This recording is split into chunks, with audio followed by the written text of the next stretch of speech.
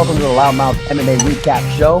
My name is Davidson Baker. I'm part of this network / family / whatever you want to call it. On this episode of the Recap Show, as I am filling in for the venerable Mr. John Franklin here, we discuss all the fights on UFC 246, McGregor versus Cowboy, McGregor versus Cerrone, whatever you'd like to call it. I will do all this with the co-host of the show, who's among a lot of things, panelist on Between the Links, the host of the MMA Takeover, part of the spearhead of this great network that's adding so many new different shows and expanding by the second, a writer of both Shore Dog and Cage Side Press. He is Keith Shillan. Mr. Shillan, how are we doing tonight? I'm doing great, but one thing I always like to say is we'd like to be very open with our listeners on how things going, why John is not here. John is in Vegas right now. He's hanging out with Conor McGregor. They're running around with Proper 12 and chicks, and John's part of the posse. It's him, the girl who worked at Best Buy, Conor, Cerrone's grandmother. It's like a big party. Imagine that circle, like that round table. You just sit down and you like take a look at your meal while you're at dinner, and you look across the table. It's John, Conor, Audie Attar, maybe, Malky and Abraham Kawa trying to convince Conor to come in, and you got Grandma Cerrone right there. Can you think of a better entourage than that? That's it. That's what John Franklin's doing right now.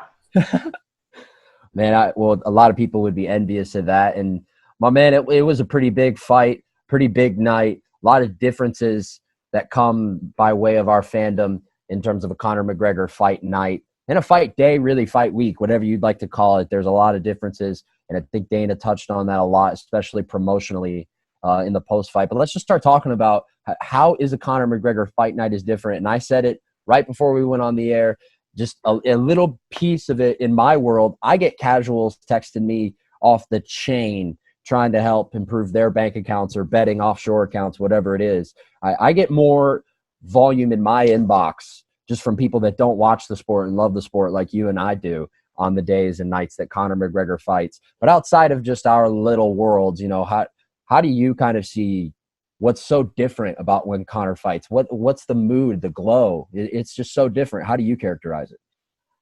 Well, you want to see how it's different? Actually, go the next morning. Put on SportsCenter. I put on SportsCenter this morning while I was getting ready. And then they were not previewing the AFC and NFC championship. They were talking about Conor McGregor. Oh, yeah. I was driving to my other job, and the local sports radio station was talking about Conor McGregor. So that is, the casuals come out. You start seeing Conor spelled with two N's in Facebook and your Twitters. Don't forget the E, too. Yeah, you get text messages from friends. Oh, should I bet Conor? This and that. They don't ask you. Like I had a friend ask me for betting advice, and I like Alexei Oleinik, and he's like, "The hell." You asked me who wins the fight. I'd like Alexei Oleinik. So yeah, I get the betting advice. You get to a lot of the hot takes. Cerrone always sucked. Conor's not that good. Conor's was good because he didn't take Khabib serious the first time. Now he's taking him serious, and whatever. Like you get the crazy hot takes. The uninformed. Simple. You go to parties and watch fights, and there's people who didn't listen to All Angles. So if they didn't listen to All Angles, I don't know. Do they even count as being a fan? No. They can't be a fan if they'll listen to All Angles. No chance. All Angles, one of the best shows on this podcast network. I kind of had the same thing yesterday. I implored people to take Alexa Camera as well. People are like, wait, what?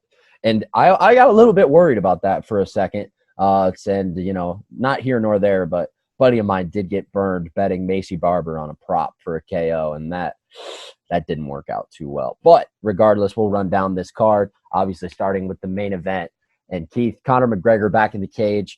When Conor McGregor fights, as we've said, it is a big fight. This one's certainly no different, despite the fact that there's no title stakes or what have you. Big fights don't always make great fights, though. It certainly wasn't a great fight, but it kind of went as most people expected, or maybe not most people, but certainly how I expected, or maybe even how Jorge Masvidal expected, because he said Conor would be dangerous out of the blocks. He established who was in charge early with shoulder strikes of all things, put Cerrone on ice skates with a head kick, finished him on top. So, Keith, Conor's back. I think that's been the narrative coming out of this for a lot of people. But is he really back? in your eyes? Is Conor McGregor really back? Well, his fans are back. That's for sure. They were coming out of all the woodworks. Um, yeah, it's so tough. I don't think Donald Cerrone is the perfect person to really, or he's the wrong person to kind of get a take on. Because think about what's the narrative on Donald Cerrone that who he struggles with. He struggles with people who work the body. He struggles with southpaws. He struggles with someone who comes out fast. He struggles in the biggest fights. Well, Conor McGregor checks every single box. Yep. So is he back? I mean, did he leave? I mean, I guess he was out of the sport, but and he hasn't looked this good since the Eddie Alvarez fight. So if you want to say that, he looked fantastic. He looked good. He carried the weight right. He came out guns blazing, overwhelmed Cerrone. It was a flawless victory. The final strike totals was 19-0. Cerrone didn't land a strike. So let me ask you this. Let me ask you a question. Yeah. Where does this rank in his all-time performances? It's tough for me. It's tough for me to really put anything above what he did to Aldo, even though like it was just a small sample size. But Aldo hadn't lost in, what was it, 11 years, 12 years? I might be off by a year or two there, but Aldo and Eddie Alvarez, I mean, that performance was, just supreme. However, you have to kind of look at it in a number sense. Like you said, Cowboy didn't land a single strike, and I think that speaks volumes, especially, he didn't really get to go to work, but right before Conor landed the head kick, Cowboy kind of fired, that patented head kick that he has in his arsenal of his own, and Conor did his due diligence to block it.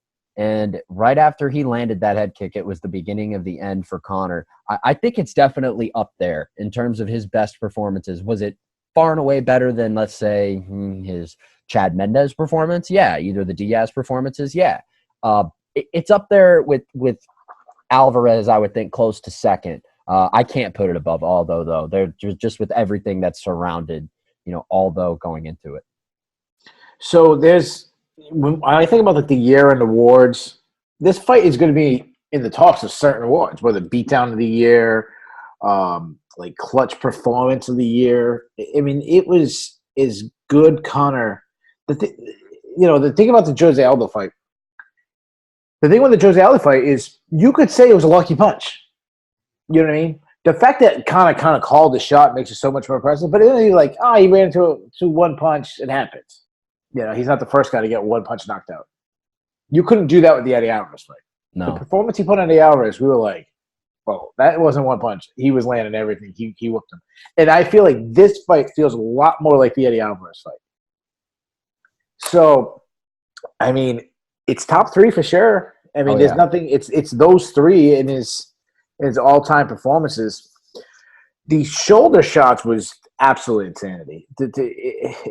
The shocker, I'll put it up there. It's going to be my technique of the night. How could it not be a technique of the night? It was something I've been watching MMA since UFC 6, the debut of Tank Abbott, and I've seen people use shoulder strikes, and they use it kind of to stay busy on top, stay busy in the clinch, to aggravate an opponent, to maybe have him move a certain way, but it's never really used to hurt somebody.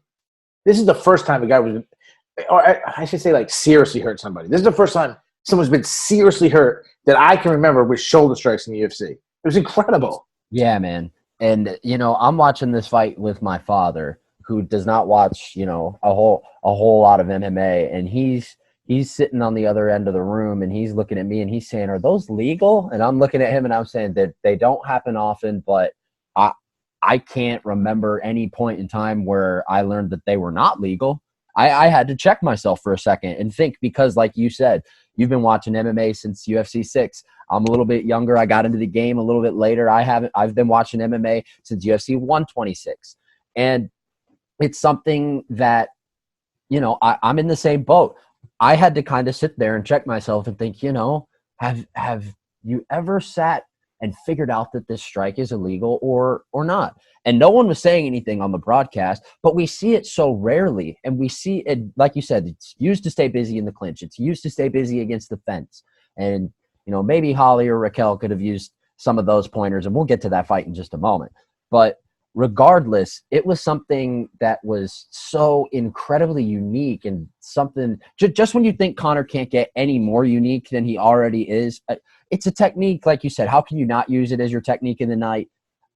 At the end of the day, it hurt Cowboy so severely. It broke his nose. I mean, at least I thought it broke his nose, or maybe it was the knee that after he whiffed on the left hand.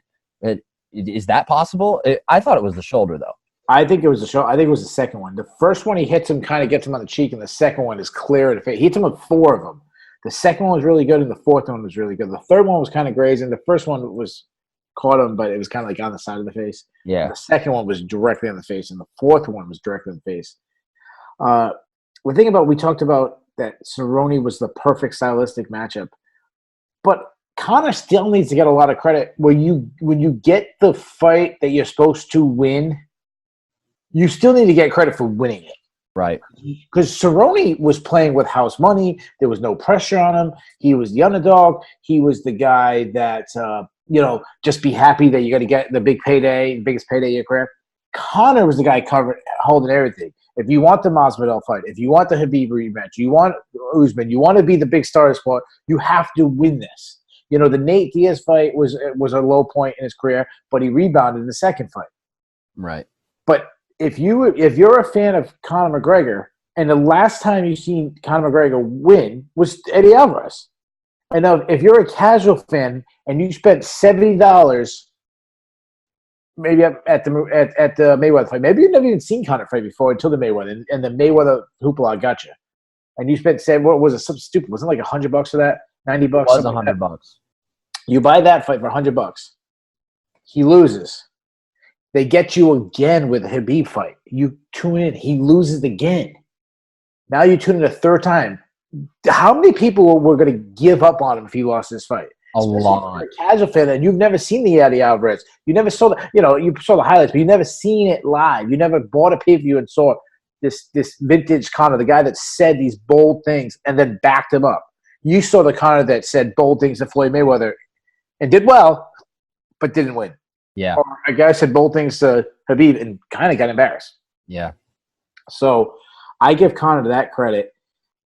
And besides that, his back against the wall, this would have been by far the worst loss of his UFC career. You go back to the Mayweather fight, he was supposed to lose that fight. You go back to the Khabib fight, most people thought he was going to lose that fight. Especially the people who really follow the sport thought that was a tough stylistic. Right. This is the opposite. This is the fight he's supposed to win. People are claiming. Justin Gaethje was saying, afterwards, everyone knew you were going to beat him. You handpicked Donald Cerrone, so. I give Conor a lot of credit, man. The moment did not bother him one bit. And he, what also stood out to me? This guy had fought in 15 months, and he was not rusty at all. To come up as fast as he did, that's incredible. Yeah, Dana said that after the fight. He's a big proprietor in ring rust, and, you didn't see it. Can we just get this out of the way, too? Because I want to go ahead, and yes, if you're listening to this, I am going to victimize you if this is your train of thought. If you think Cowboy Cerrone took a freaking dive, kick rocks, dude. Kick rocks. I don't even know what to say to somebody that thinks that Cowboy Cerrone took a dive. Even UFC fighters were saying that on Twitter. Felice Herrig came out and tweet, who, by the way, got attacked last night. I thought that was really strange. But she comes out and says that Cowboy took a dive.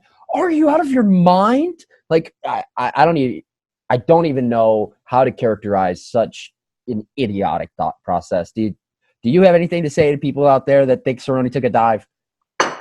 It's not even worth speaking on. It's not even worth acknowledging whatever. Right. It's so dumb. Yeah, it's just stupid casual fans saying stupid stuff like that. Right. And Felice Herrig is a casual fan. Yeah, she got bloodied up last night in the streets of Vegas. I thought that was quite. It was probably the mafia who bet on McGregor to win, and they were in cover up. The ones who paid off Cerrone to take a fall. She exposed them, and they came after her. Yeah, it's something like that. And we're going to be talking a lot of obviously about this fight throughout the majority of this podcast. However, a lot of other fights did go down despite not even getting close to the attention. Holm and Raquel Pennington were posted up in the co-main slot. Holly Holm is tired of losing, Keith. You know how I know that? Well, first who wouldn't be tired of losing when you're 2-5 in your last 7 fights? Holm came out and made it very clear that she was the superior grappler, and that was the fight or the path that she was going to take the fight, especially after the first fight and how it went down, the split decision nature in which it was decided. Pennington's back was against the cage most of the time. I thought they should have been split up on multiple occasions. Dana White certainly agreed with me. And they said on the broadcast, Randy Couture won belts fighting the way that Holly fought last night. And when he does do it, he's a legend. But when Holly Holm does it, I guess she's boring. Talk about the fight on that front and your thoughts on that statement. Well, I'm going to defend Randy Couture. So before I was a media member, obviously I was a fan. Randy Couture is my all-time favorite fighter. So I didn't listen. I didn't hear that. I blocked out a lot of this fight. It was such a boring fight. To compare what Holly Holm did to Randy Couture is silly. Like, what belt did Randy Couture win by holding against the cage and doing nothing? Yeah. Like when he won the title against Maury Smith, he picked him up, slammed him, and controlled him on top and beat him up. He did the same to Kevin Randleman. He out-wrestled a multi-time national champion wrestler in Kevin Randleman and beat him up when he won the second time. When he won the third UFC title, he floored Tim Sylvia. When he won the light heavyweight, he won a stand-up battle against Chuck Liddell. When he beat Vitor Belfort the second time, he pounded him out. Maybe the Gonzaga fight is the one you're talking about where you held him against the fence. He also broke Gonzaga's nose with an elbow, and Gonzaga was gushing blood all over the place. So I credit John Anik, if he's the one who said it, for trying. I think it was Rogan, actually. I think it was Rogan. Okay, well, I'll credit Rogan for trying, but Rogan has a bad memory because it's just not true. Yeah, I took exception to that a little bit, but as you said, the Gonzaga fight would be somewhere where you could draw comparisons to it.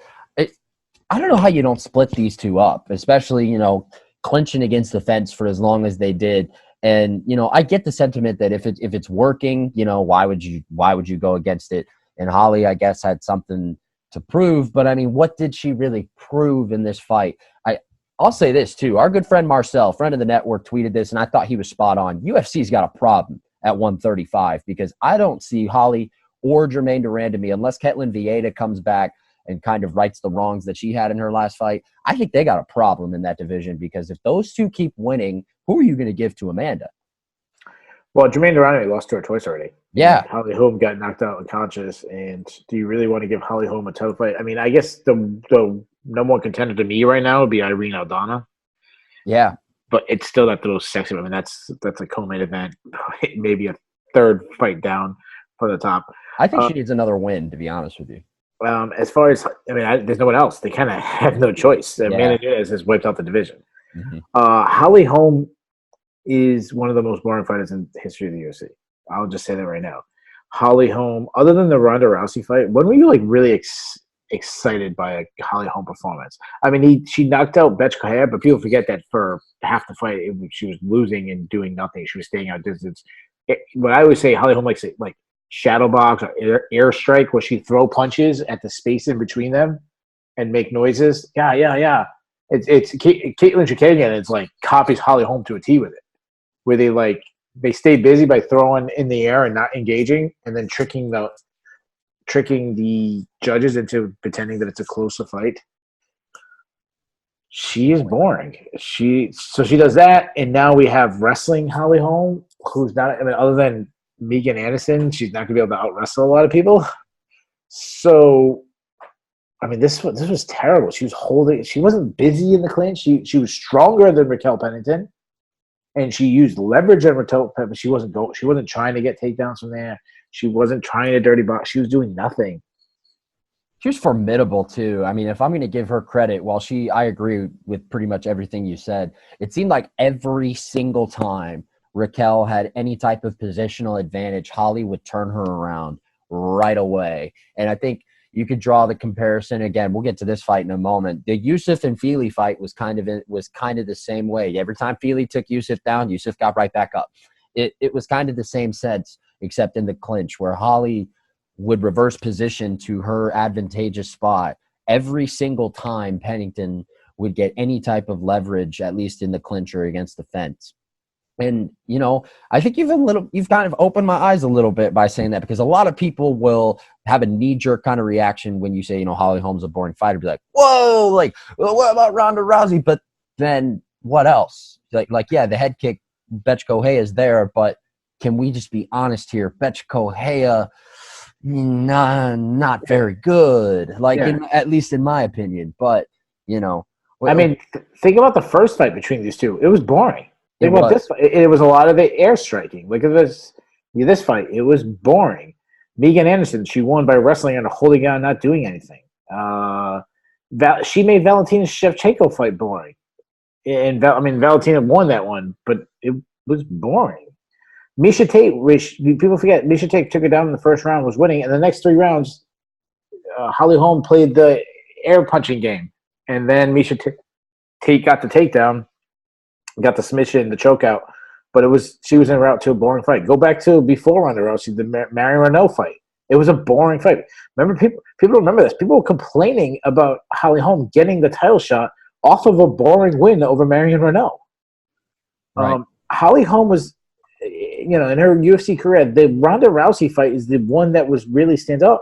But it's because Ronda Rousey ran at her with chin in the air, like she was the perfect stylistic matchup for her. The worst possible strategy for Holly Holm. Took the words right out of my mouth. It was really a perfect stylistic matchup that a lot of people didn't see coming, just because, women's bantamweight and as a whole, the UFC in general was just so different in what was it, 2013, 24, or maybe I'm off by a couple of years, 2014, like somewhere around there when this all, no, I'm definitely off a couple of years. 2016, 2015. She fought Ronda Rousey in 2015. Yeah, 2015. I figured I was probably off by a couple of years without looking at it. But at the end of the day, that's just really the one feather in her cap that she has. And, like I said, could be a knee-jerk reaction. How do you matchmake for Holly going up next? I know we'll get into matchmaking soon.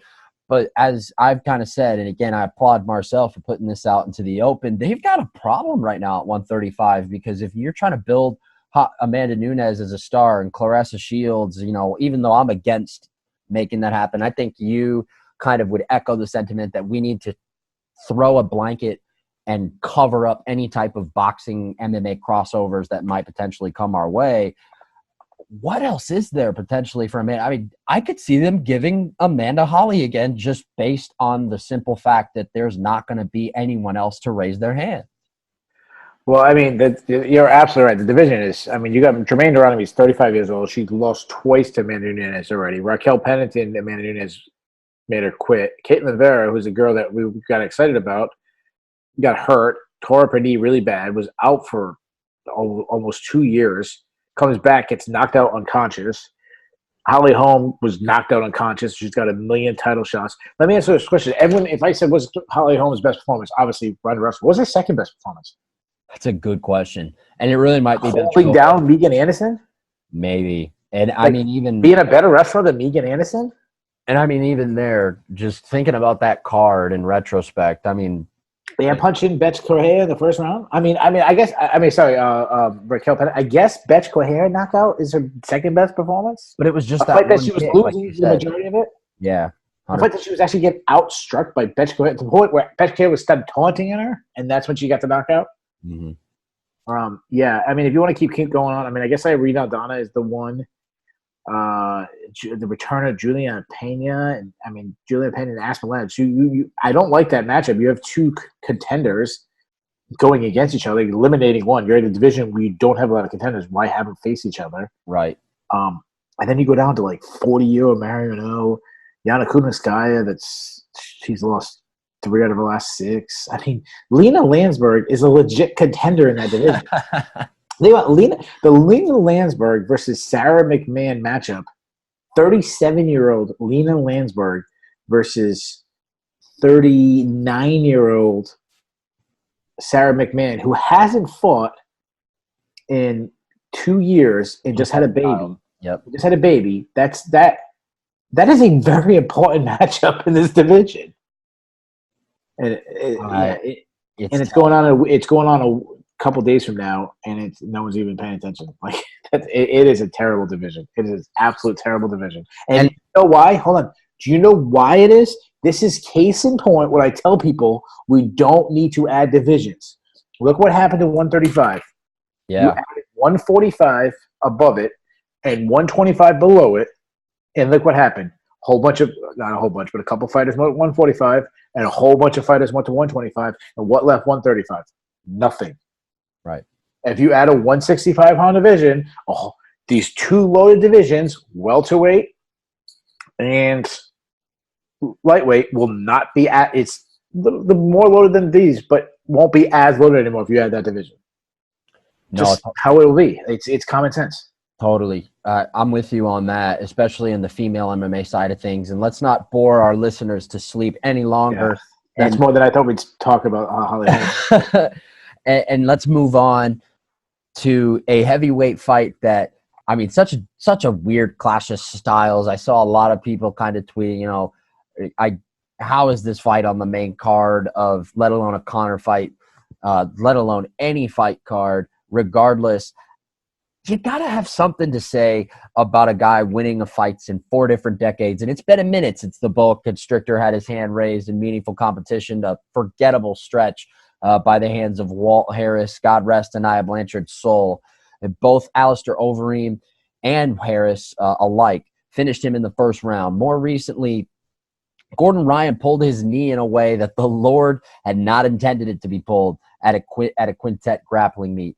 Tonight was different, however. Oleinik was able to take some big shots, and he did take a few big shots. A head kick in the second round that kind of grazed him, being the one that stood out. But Green withstood a neck crank that most men would have tapped to. The Russian hung in there and was still able to find an arm. It was a hell of a fight, apropos to what most people believe.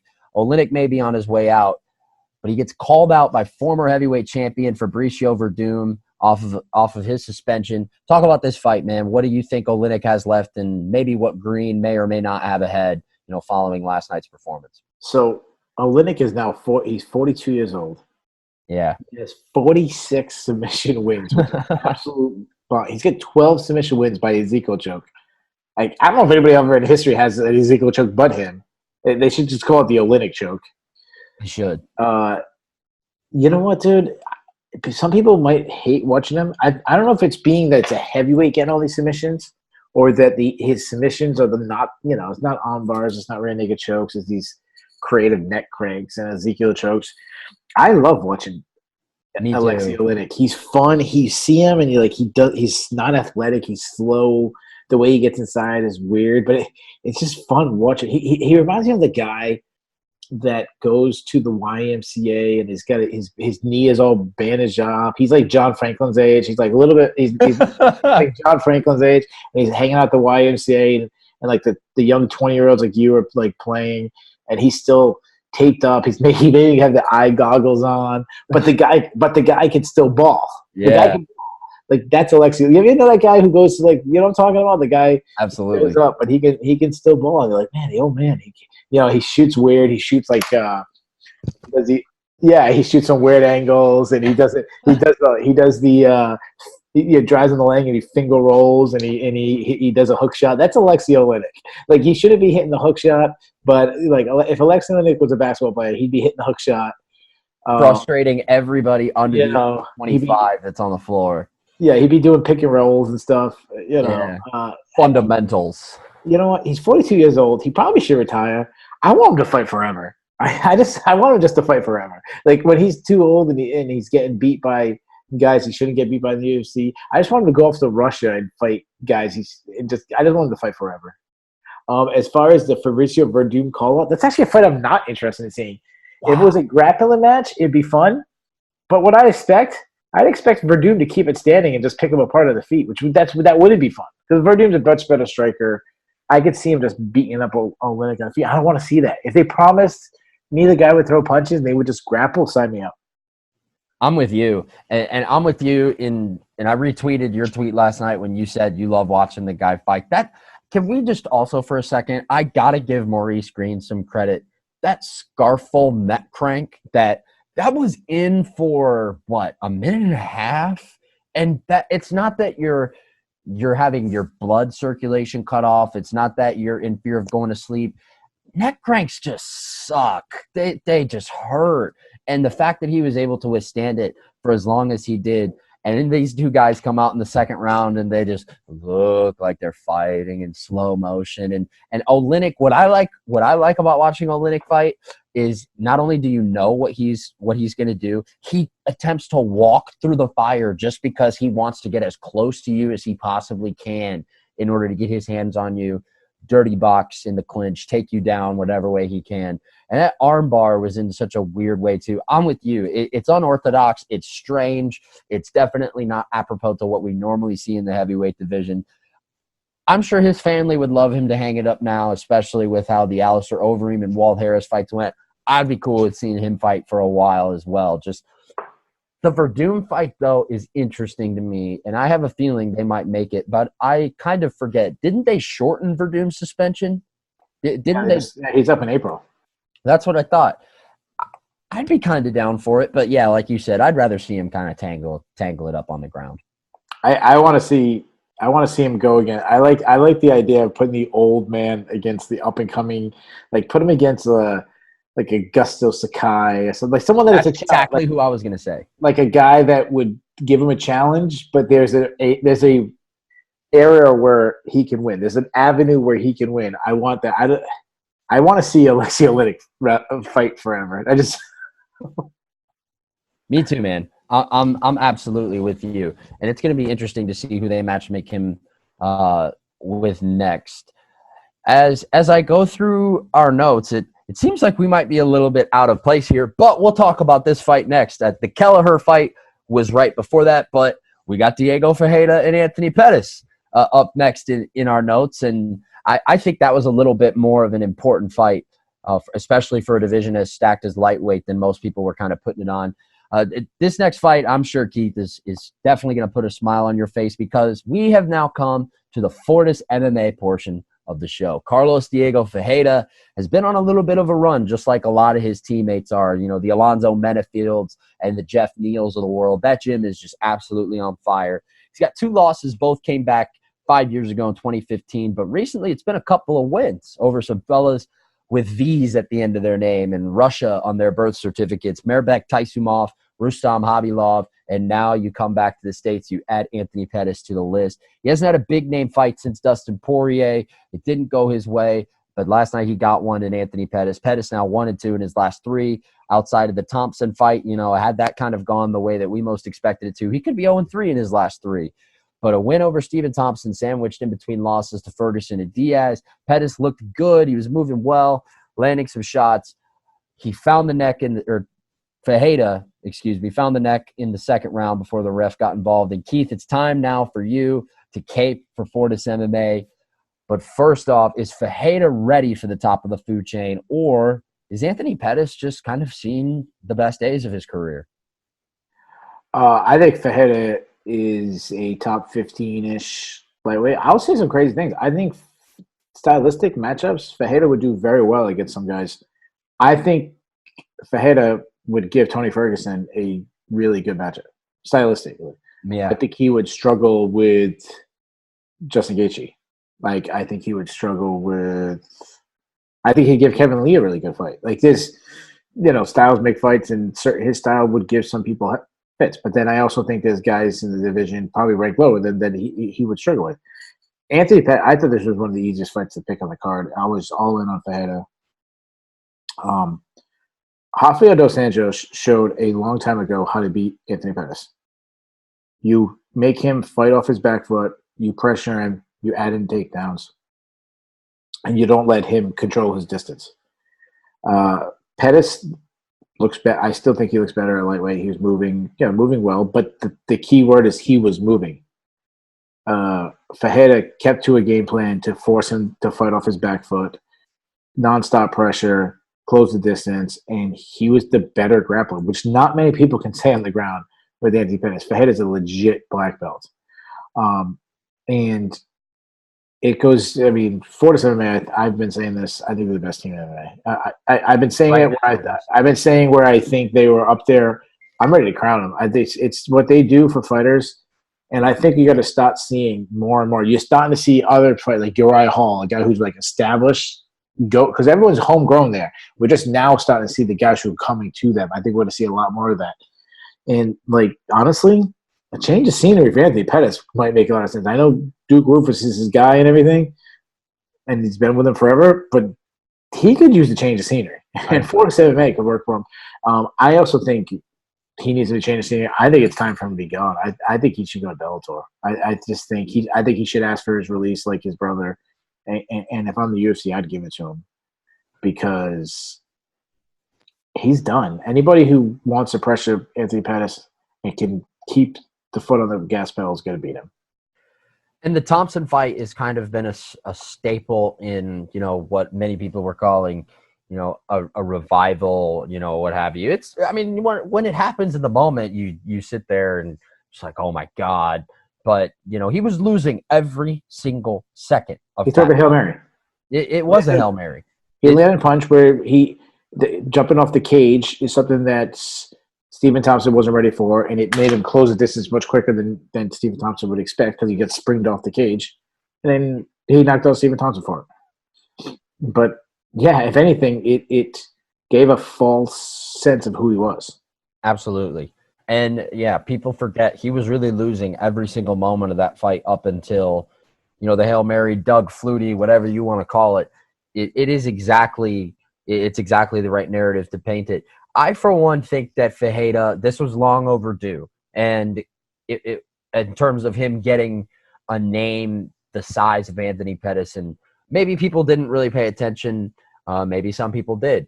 But at the end of the day, I hope people know the type of threat Carlos Diego Fajeda is now. And, another feather in the cap for Fortis MMA, who it's really hard right now to put another gym on top of them as far as the hottest in the sport. Like we said, we're a little bit out of order. Regardless, though, in the bantamweight division, Brian Kelleher, talk about stopping a hype train. There was a big oncoming hype train coming in on Ode Osborne, or at least from my perspective. A lot of people were super high on him coming into this weekend. And Ode Osborne hit a quick armbar on a guy you've never heard of in the Contender Series. And on the strength of that, he came in as the betting favorite against Brian Kelleher, the 5th grade and 6th grade math teacher. He came in with a lot of hype, but the Long Island, Strong Island, whatever you want to call it, native Brian Kelleher put his ass in detention as he snatched his neck in round 1. I picked Osborne. Maybe I kind of fell victim to the hype train. I thought that Osborne maybe might not have a coming out party. I did pick him by decision. I thought this fight was going to be a little bit, on the contrary to exciting. You have any thoughts, post-fight about how this went down? Kelleher's back against the wall, too. I thought that was definitely. Yeah, it was. Yeah, he was probably fighting for his position in the UFC. He posted afterwards about it, like, I'm still here now, something like that, or the show goes on or something like that. So he knew that this was it. He loses. Osborne, he had flashes. Like, there was moments where he looked like that hyped out prospect. He was picking up, he was piecing up Brian Kelleher to start. Fast. Then he got taken down, which is really it's surprising that when I did film study on him, when I did the previews to the Contender Series, how easily he got taken down by low-level wrestlers. This is a guy that was a 3-time state champion wrestler in high school in Wisconsin, and he wrestled in NCAAs, and he gets taken down. Like, Brian Kelleher took him out with ease. Like, his first shot, got in deep, picked him up, slammed him. And then when he tried to scramble, he got that, like, topside guillotine, and it was beautiful. It was a beautiful setup, nice way to get it. I feel like Osborne just got caught, but he seems to me, being by how easily he's been taken out, he seems like a guy who I don't know if I'm saying this word correctly. help me out. Compartmentalize his Compartmentalized. Yes, I can't even say the word right. But he's a guy that does that. Like he's striking or he's wrestling. He's not in an MMA fight. And until he fixes that, it's gonna be a problem. So I'm sure if he's wrestling, he's ready. All right, we're gonna wrestle now. He probably stuffs those takedowns. But the fact that he can't, it's like a switch on and off instead of a blend together. That's gonna be a problem until he does. No, I'm with you. And yeah, maybe I fell victim to the hype train a little bit as well because I did pick Osborne. I was a little surprised he was the betting favorite because, again, as I touched on earlier, when I'm getting all these texts from people asking me, who I'm betting on, and a lot of traffic from these texts, we're talking about Ode Osborne. And I'm just like, hold on. First of all, if you're a casual and you're so high on Ode Osborne, you got to tell me why.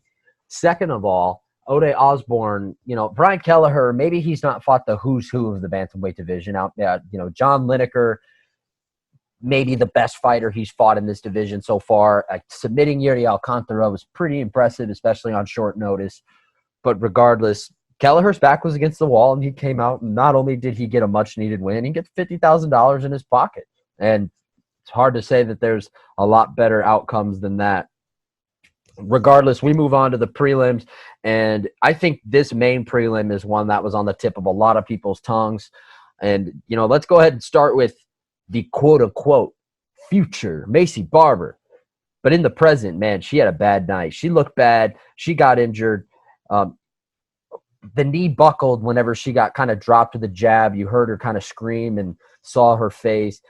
For some reason, you thought she was pulling a Kanye West, stealing Modafferi's moment. Stealing it, kind of going apropos to the Taylor Swift. Beyonce had one of the best music videos of all time. I got to say, in my opinion, I thought that was a little bit out of bounds. I thought that it really kind of irritated me when she took the mic and felt like she had to put in her 2 cents.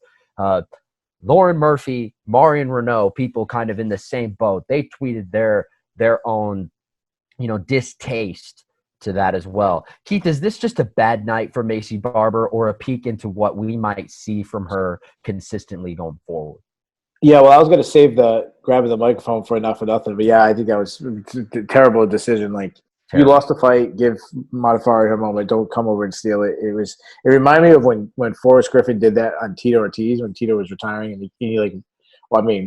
it's not that big of a deal now because Tito has retired like 12 times, but at that time it was supposed to be Tito Ortiz's retirement. Forrest Griffin came in, and so I'm going to say something that's going to probably be a little controversial.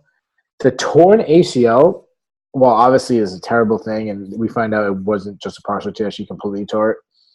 Is almost a good thing for Maycee Barber because I spoke with 3 people about this fight, all casual fans, and they all were like, wow, how tough is that girl Maycee Barber fighting with a torn ACL? Wow, she's so tough, hopping on one leg. I'm like, yeah, that's true. So the narrative is how tough Maycee Barber is. It wasn't that she was a huge favorite who, before tearing her ACL, was getting outboxed by Roxanne Modafferi, then taken down by Roxanne Modafferi, and then absolutely controlled on the ground in the first round by Roxanne Modafferi, where I gave it a 10-9 round, but it could have been a 10-8 round. It could have been. So one judge did have it a 10-8 round. This is a girl that her and Ben Askren was saying from like this time next year she'd beat Valentina Shevchenko, and she was losing handily to Roxanne Modafferi in the first round. Now, she lost the first round to J.J. Aldridge. She was looking bad. She looked like she was not going well, and she kind of turned up. So that may have happened. But the point being is she kind of has an excuse now. It's always going to be about her torn ACL. It was kind of like, do you remember when Tyron Woodley fought Carlos Condit and Carlos Condit torn his ACL? Yep. And that's always turned that narrative that Carlos Condit torn his ACL. Well, what about when Tyron Woodley was putting it on them before that? I felt the same way with like this. There's some holes. The fact that she couldn't get Roxanne Modafferi off of her is a major issue. Like, I agree. She got taken down, and I'll give her a pass on the second and third round, but the first round, you can't give away the first round. I'm not saying she gave away, and I'm not saying she gave away. I'm not saying she slowed down. I think Roxanne went on and took it from her, And I think it might have been a lot of the same in the second, third round if that fight went on. Yeah, man. And not only that, at the end of the day, we're now talking about Roxanne Modafferi in the light to where, she beats Antonina Shevchenko handily. She beats Maycee Barber handily. And to talk about again with the mic grab, the comment that really bugged me? The comment where towards the end, where it's like, I'm not bothered that this isn't my moment because now we can give the moment for Roxanne to shine. Like, please, dude. Like, come on, get out of here with that. Like that. I don't even know what to say about that. It was spoiled. It was distasteful. It was something that really bothered me. And you know what I've also noticed too? People are more so bagging on Maycee than they are talking about Roxanne in a serious light, which I get. Like, I mean, Roxanne is not beating Valentina anytime soon, if not ever. But at the end of the day, I think a lot of people are trying to jump all over Maycee Barber as quick as they can, more so than they are giving Roxanne credit. And I think that also bothers me. And I think a lot of it has to do with the fact that she grabbed the mic and had to get off what she needed to say. Joe Rogan really should have just been like, no, like you lost, get out, go away. I don't know. Maybe I'm wrong for that. Yeah, no, I mean, I think I'm kind of over it. Is what it is, but she's got some holes in her game that needs to be fixed, and if she doesn't fix it, the only thing I want to take on before we move on to the next fight is I'm in the minority of this, but I think her corner should throw the towel in between the second and third round. Yeah. When a doctor goes in there and announces to everybody pretty much that she has a torn ACL, she's down 2-0. She's hopping on one foot. Why let her go in there and take more damage? I thought they should have threw the towel in. Yeah, you don't see it in MMA though. We talk about it all the time. Well, that's a problem. The cornerman, you need cornermen who will do that. I agree, and maybe set an example in a sense like that. But I digress. We move on to a fight that I think a lot of people thought deserved the main card billing. Sadiq Yusuff is one of the hottest prospects at 145 pounds. I'm just going to go ahead and give you the floor, man. Keith, the fight kind of went Sadiq's way in rounds 1 and 2, and Andre kind of came on strong in round 3, whether Sadiq took his foot off the gas or not. Go ahead, give me your thoughts on this, what you think the ceiling could be for Sadiq. And, Andre Fili kind of looked like he thought he had the fight won right before they announced it. I didn't. I had it scored exactly how the judges did, 29-28. What say you? Yeah, I want to disagree with the line that you said that he had the first 2 rounds of the bag. I thought the first round was a toss-up. I think he may have saved himself by getting that Kimura right at the end of the round, but it was a toss-up. But that said, City shows he's a prospect that I'm so high on this guy. His speed is incredible. His power is incredible. The fact that he's added in a takedown game, the fact that he was able to not only take down Andre Fili but keep him pinned for pretty much the entire second round was really impressive. The thing that I'm really worried about is his fight IQ. The fact that he just turned off the third round, not realizing that the first round was close, that there was a chance that he could have lost that round, and to give away the round, that really bothered me. And I kind of wish he had a little Fili in him, because Fili is a guy who has a limited talent, skill set, but he gets everything out of it that has made him a good fighter, has made him a borderline top 15 guy, because he finds a way to get all his talent out. And if that's something, if Fili could do that, this guy could be world champ. Yeah, man. And I've always... I'm sorry, Yusuff. I'm sorry. If Yusuff can get what Fili does, he could be a world champ. I thought it was interesting, too, to hear at the very beginning, because I don't think Andre Fili gets a whole lot of run in terms of his talent. I thought it was interesting at the beginning. I can't remember which commentator said it, but when they asked Max Holloway, think about all the killers, right before the Volkanovski fight that Max Holloway's had to go through. And they asked Max who his toughest competition was, and Max said that it was Andre Fili. And Andre Fili, coming into this fight, had won 4 of his last 5, and the only fight was, in my opinion, a bogus judge's decision, a loss to Michael Johnson that I thought he won. So he came in, in a lot of people's eyes, the winner of his last 5 in a row, if you kind of throw that out there. Yusuff now tied for second with Dan Ige and Hakeem Dawodu for the second longest win streak in the division. I think if you're matchmaking for him, maybe if you can't get a top 15 guy to say yes, I think Arnold Allen makes a lot of sense, especially with, the Josh Emmett fight falling out. I would like to see, just like out of a pure fight perspective, not having anything to do with the pecking order in the featherweight division, I would love to see Sadiq Yusuf and Hakeem Dawodu get turned loose in the octagon. Like I said, I don't think that's going to happen. I don't know if that's the smartest move to make matchmaking-wise as far as the trajectory for both of their careers. And as you said earlier, you're kind of killing off a young contender that's coming up. But just as a guy that loves to watch good fights, that would be a fight I'd be all in on. Yeah, I think Yusuf is a little further in his career than Dawodu is right now. But yeah. No, I agree. And the second longest win streak, Dan Ige, a guy that is going to fight next month.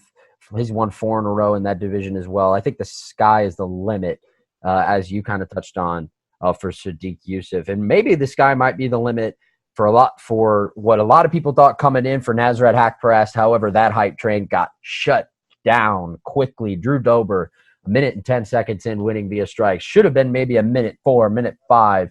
I believe it was Mark Smith that was refereeing that fight. I mean, come on, man. Yeah, there were about 4 or 5 punches that were unnecessary that landed there. Haqparast loses by knockout for the first time in his career. Drew Dober teach you anything there, man? I thought he was dubiously impressive. And this is a guy that he's getting more impressive every time. He's got some real power in his hands and some really solid kickboxing. And you can't throw a naked kick. You can't throw naked kicks. And that's what Haqparast said. You have to set up the kicks. He threw a naked kick and Dober made him pay for it. Really, really good win. Terrible stoppage. I mean, there's not really much to add to this, other than that we skipped over the Tim Elliott Askarov fight. Right. That was next. That was next in the notes. But like you said, not a whole lot to say about it. Only 70 seconds to say about it. But another guy that went home 50K richer. And now Dober back-to-back, really impressive first-round showings. Comes on the mic and says he'll knock anybody out at 155 pounds. Don't know if I'd go that far. But regardless, Askar Askarov and Tim Elliott.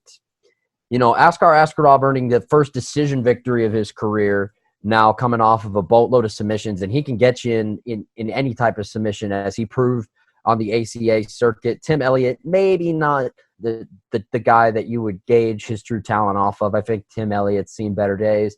And maybe Askar Askarov, a lot of people are going to have question marks about him, going forward. In my opinion, this is a guy that I loved the potential ceiling for coming into the UFC, much like many others. Do you feel like you could be more impressed with him after these 2 fights? I get Brandon Moreno is kind of fighting better than he ever has in his career, according to some at the moment. But any takeaways for what Askarov might be headed towards? It looks like he's going to climb the rankings. You're on mute, buddy. Oh, sorry. How about the cardio on Tim Elliott? That was very impressive. Like he didn't stop. That said, think about the pace that Moreno faced. So the face Moreno, we talked about, that he faded late. That's probably why it was a draw against Moreno. Some people thought Moreno should have got the win. And then he goes against Tim Elliott. He comes out with even higher pace, and then he was able to handle this time. The fact that he is looks like he's improving his cardio, and he's starting to add some power into his hands. I mean, he almost knocked out Tim Elliott in the first round. I really think Askar Askarov is a legit threat that could be challenged for the title one day if he continues to make the improvements that he is. I agree. And how the hell did Tim Elliott not go down face first after catching? He looked like he was out on his feet. Yeah. I mean, yeah, he kind of looked like Joe Dirt too. If we're just gonna be honest here, maybe the mullet's got to go. Not very aerodynamic, but regardless, as we continue to trudge along this card, big fan of Alexa Kammer. One Stipe Miocic, you could see with his raspy voice towards the end of the fight, hands up, hands up. Get kind of cheering on his teammate Alexa Kammer making his UFC debut last night against a guy at Justin Ledet that a lot of people had high hopes for coming in, and it's kind of crashed and burned. The Alexander Rakic fight, definitely want to forget.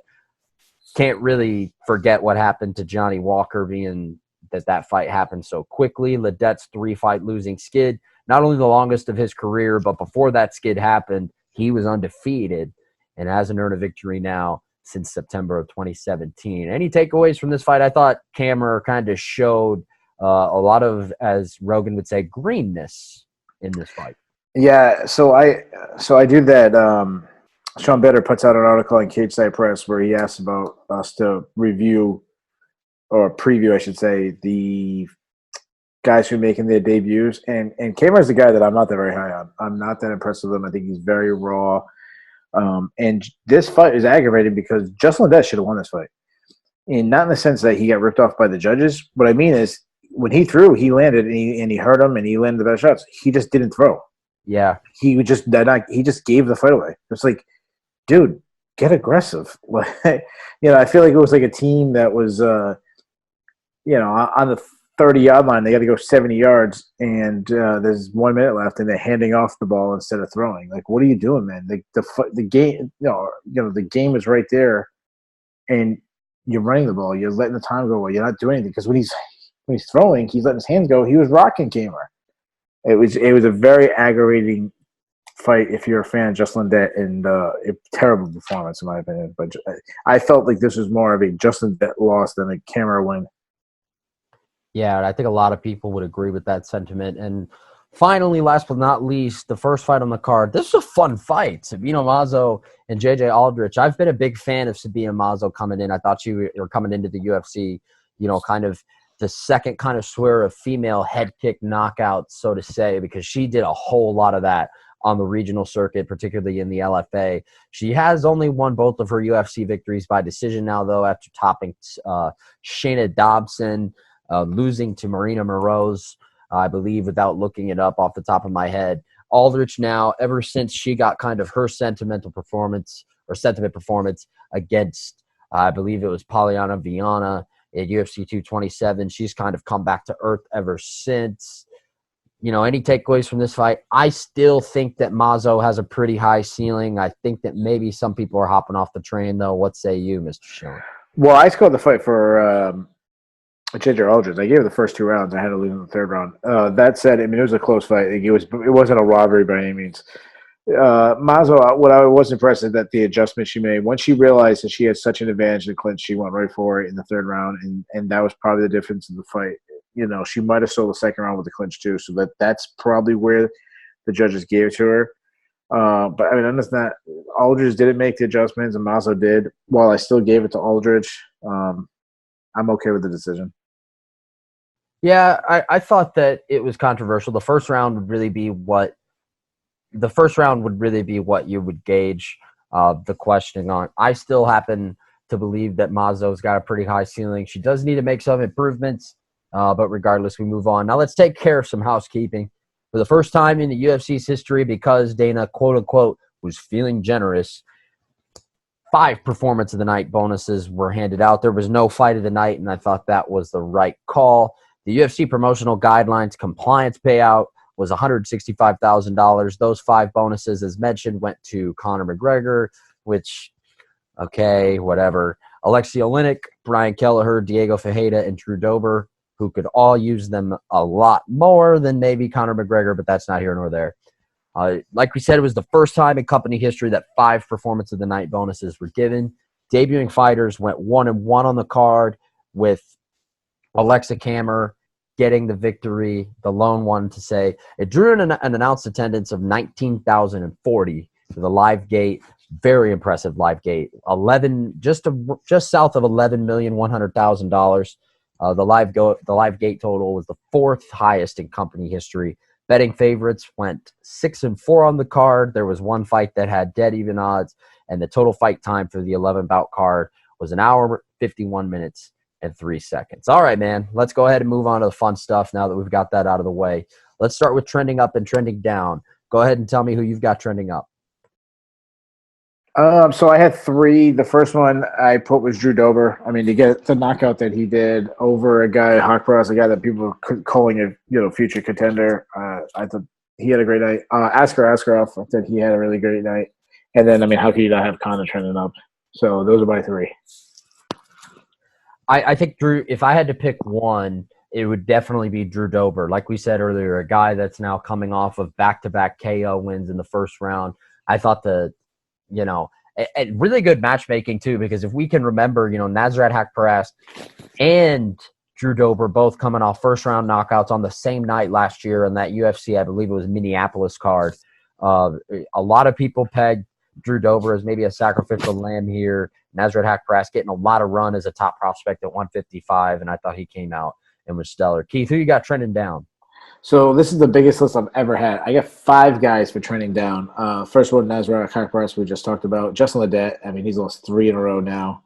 Maycee Barber, this is the girl that, people thinking that some people actually thought that she'd get a win here, that she might actually get a title shot. Now she's going to be sitting on the sidelines for a year with a torn ACL. Anthony Pettis looked, the guy is just not a contender anymore. I think he needs to go to Bellator. I hope he takes Holly Holm with him. Like, I think they both could make a change of scene. And the last one, Donald Cerrone. Donald Cerrone is getting knocked out 3 fights in a row. Yeah. Donald Cerrone is definitely the obvious pick for kind of trending down. I think for me, it's Anthony Pettis and definitely Tim Elliott. I get it. Like, he got his title shot off the Ultimate Fighter or whatever. They really just needed to pick whoever they could to fight Demetrius Johnson at that point in time. But regardless, Tim Elliott, a guy that is definitely now trending down. Anthony Pettis as well. All right, man. Let's move on to Not for Nothing. I have 3 here that are our good friend John's, and he wanted me to read them. Like we said, he's out in Vegas hanging out with Grandma Cerrone and everybody else, so he's not going to hear this. But he wanted me to read these, so here we go. I'll go ahead and read the first one, and then if you've got a Not for Nothing, go ahead and we'll go back and forth. I do happen to agree with this, even though he is pegging me to read this. Not for nothing, but it's fine to say that Stephen A. Smith knows nothing about MMA. And it's also fine to agree that with ESPN's coverage spearheading the UFC now, that his face is going to be there when it comes to these types of fights and these types of big events. But please, man, can we give me a better word to describe Cowboys' performance other than atrocious? Tatiana Suarez had a good hashtag for it earlier. Hashtag, this is not basketball. I think that speaks volumes.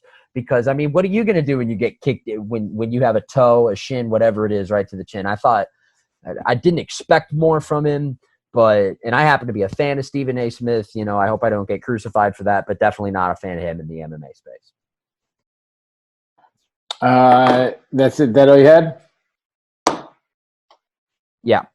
Okay. I got 2 Not for Nothings. I had the Maycee Barber one, but I got 2 more. Not for nothing. If we have a major UFC card, can we not have college basketball on? Can we just can the UFC just get their prelims on instead of the meaningless January basketball game? And not for nothing, if Tom Brady shows up to the UFC, you should have that guy walking down to the cage with Conor McGregor. You got the goat. You got the goat in the building. Well, at least he give him whatever he wants. I mean, let him put a. Honestly, Jorge Masvidal should have shown his respect and walked that belt over to Tom Brady and put it around him. That's pretty awesome. I did have one more though that like we said, John wanted me to read these. However, and you kind of touched on the Maycee Barber thing, but I think this is a really good point. Let's really, not for nothing, but let's really not take Robbie from Barstool too serious. Also, in that video, he looked like a little girl. Like, I get it, man. Like, there are going to be people angry about him being on press row and blah, blah, blah. But, dude, he looked like a little child. Like, I get it, dude. You have a shtick. Like, but at least a guy, a friend of the program, the schmo, at least he sticks to his shtick and, looks like a man while he does it. If you go to the circus and the clown squirts you in the eye with the flower, that's on you, buddy. You have to expect clowns to do that shit. And not to mention the fact that Robbie from Barstool is just what he is. He's a freaking clown, man. That's all there is to it.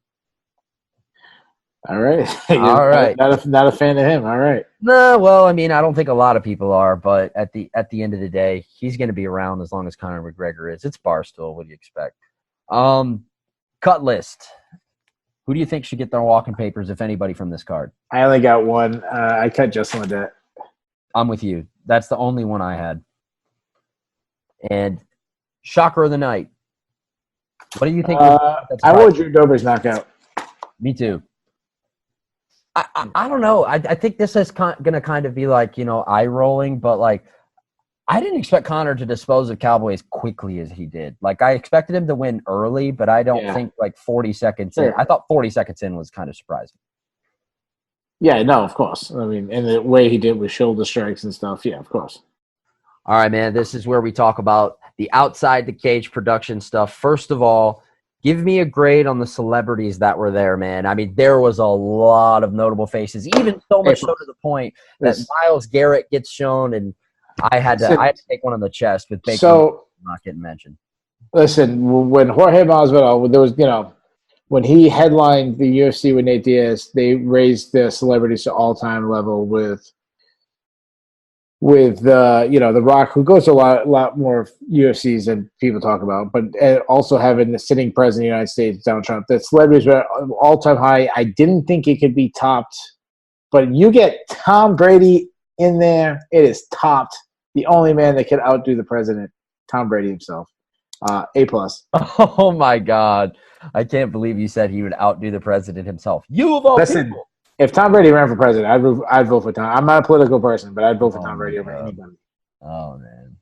Well, to each his own. Joe Rogan said of Sadiq Yusuf when he was throwing bombs late, he said, Yusuf just isn't looking for home runs. He's trying to break windows in the parking lot. I thought that was interesting. And let's also not forget Paul Felder talking to Dan Hooker after he talked about a weakness. That was classic shit. Are you listening, Dan Hooker? Don't think I'm not training, brother. And I remember him saying that, don't think I'm not training, brother. I'm here in Vegas all week. I'm excited for that fight. I think Hooker's going to win. I think Hooker's going to win that fight.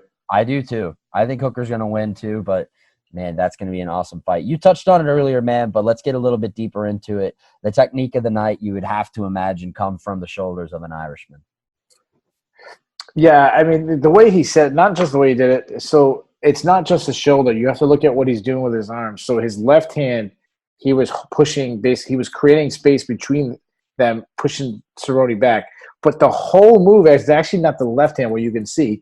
It's actually the right hand that's going in between the waist. And he's doing what's called a reverse palm, which you see a lot of times in wrestling when guys are pummeling. And you put it on the inside of the guy's leg so they can't step in and get in close. So he's using that, and he's using that, and then he uses that to jump up and hit the shoulder. He was leaving his feet to land the shoulders. The very fact that he did that was crazy. And actually, I just got a notification on my phone a little bit while ago. I guess they asked Israel Adesanya about it, and he's praising Conor for it, calling the move gangster, and calling, it was some gangster shiz, at least from the mouth of the one unified middleweight champion of the world. I don't want to go this far outside of the box, but because I had a feeling that whether it were you, whether it were John, whether it were literally anybody sitting in the seat that you're sitting in right now, you had a feeling that the technique of the night was going to be the shoulders. I'm going to go outside the box and kind of praise someone that you praise a little bit, having cardio, even though he was in a losing effort. That hip toss from Tim Elliott was pretty freaking impressive. Especially against a guy. Yeah, like three times too. Yeah, man. Especially against a guy that is such a grappling savant like Askar Askarov is. But regardless, wasn't enough to get the win. All right, man. Booking the main and the co-main. We're almost out of here, and we thank you for listening. But let's go ahead and book for the co-main and main event. Obviously, let's start with Conor McGregor. That's going to be. No, stop at the bottom. Make it excited. Stop at the bottom. Okay. All right. That's fair. So we're going to start with Raquel Pennington. I would go with the winner of. There's not a lot to pick from. I'd go with the winner of Landsberg and McMahon. Yeah, I would say that's fair. Maybe the loser of Ladd and Pena. That could make sense too if I had to kind of come from an opposite stance. But I think that makes sense. What about for Holly? Bellator? Fighting Jesse Mealy and Bellator. That's what I would hope for. But Sinead Kavanaugh. Honestly, if she's got to fight in the UFC, you have a problem with Holly Holm and Jermaine Duranami both being at the top. Like, have them fight each other. That was a controversial fight. I don't know. I have no interest in Holly Holm anymore. Me neither. I'm with you. Cowboy. So Cowboy, I have the opponent, but I also have the location. So Donald Cerrone should fight Anthony Pettis. Two guys, two big names, both struggling, and they should be on not the main event, but the co-main event of UFC Greensboro. You had to come at me for that. I kind of thought about it, and hey, in all respect to Greensboro, North Carolina, I completely made that up on the spot last week of Between the Links, and maybe I did stick by my guns, maybe just out of a lack of a better option, at least per se. But hey, man, let's get UFC. Shout out to Greensboro. Let's go ahead and make that card happen. I got lit up, man, by you. The people in Greensboro is probably like, why does Davison love us and why does Keith hate us? Well, hey, the state of North Carolina is getting their own card this week. Not too far from Greensboro, Raleigh, but yeah. Regardless. And then obviously the question everybody wants to know, my man, who, if you are sitting in the seat of greater authority, who are you bouncing off for Conor to fight next first? So the fight that everybody wants is the fight I'm not going to say. It seems like, first of all, let's back up. Dana wants the Khabib take on the winner of Khabib Ferguson. I hate that idea. The fight it seems like everybody wants is him versus Masvidal. But I'm actually going, if I was in charge, I'd go the Nate Diaz fight. I would finish the trilogy with Nate Diaz there's a couple of reasons. One, Conor's got to, he got to win. He looked great.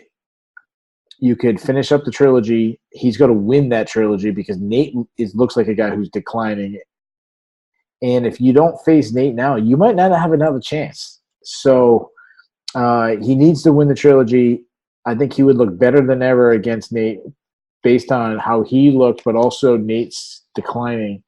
And then that would help rise his stock even more, and it would stop any controversy. Some people still believe he lost that second fight against Nate.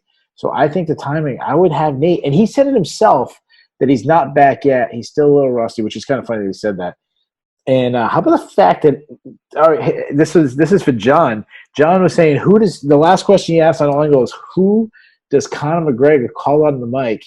He called out one person he didn't say Paul Felder. What would have been the line on he would call Paul Felder out? Plus 10,000. Yeah, so we were wrong. Yeah, man. And you've sat, hypothetically next to me on the panel table of Between the Links for a while. You should know by now that I've been screaming for this trilogy and for a long time now, and I think it's never made any more sense. I'm in the seat where I think Masvidal makes sense, but I'll go a little outside the box. Why don't we get him and Justin Gaethje in there, bro? Like, he and Justin Gaethje would be awesome, in my opinion. I think that there would be enough venom there. Gaethje at this point has built up at least a little bit of distaste for Conor to this point. I thought it was awesome when he came out to me last night, say my name. That's a dangerous, dangerous man. But I think if I had to make the calls, I think with now Usman, or at least according to Ibrahim Kawa today, or Abraham Kawa, whichever you want to call it, Usman, at least the rumors are Usman's hurt again. Yeah, so John just texted me in his pick. John is saying it is the time to do the Conor McGregor Joe Duffy rematch. He wants Joe Duffy. He says Conor versus Joe Duffy needs to happen. The people want it. The people want it. Say Joe Duffy. Hey, if Conor lost to Cerrone, that was probably his next opponent. I'm not even joking. I'm being serious. Somewhere up there, man. Somewhere up there. All right, man. Last thing, what grade would you give this card? I'll just say it right off the bat. I'm giving it a C-. In terms of action, I thought it would have moved on real slow. I'm giving it a B-. The only moment that that really stunk it up was the home Pennington fight. Everything else I thought was pretty entertaining. Yeah, I agree. All right, guys, that's a wrap. But before we go, let's go ahead and talk about this great network, which is expanding every single day. We'd like to thank you for listening to this episode and episodes in the future. But be sure to also listen to all the content on the LoudMouth MMA Podcast Network. As we said, we're adding shows and contributors every single day. But that includes the Not Safe for Work podcast with Kyle Steele and Fred Kirby, the Between the Links, which includes myself and Mr. Shillan, hosted by the great Mike Keck, And, of course, don't forget Craig Allen. The Bellator recap show, which I'm excited to come from next week from Columbus, Ohio, where I'll be for helping celebrate my brother's birthday. But I will be ready to do that recap show with you next week.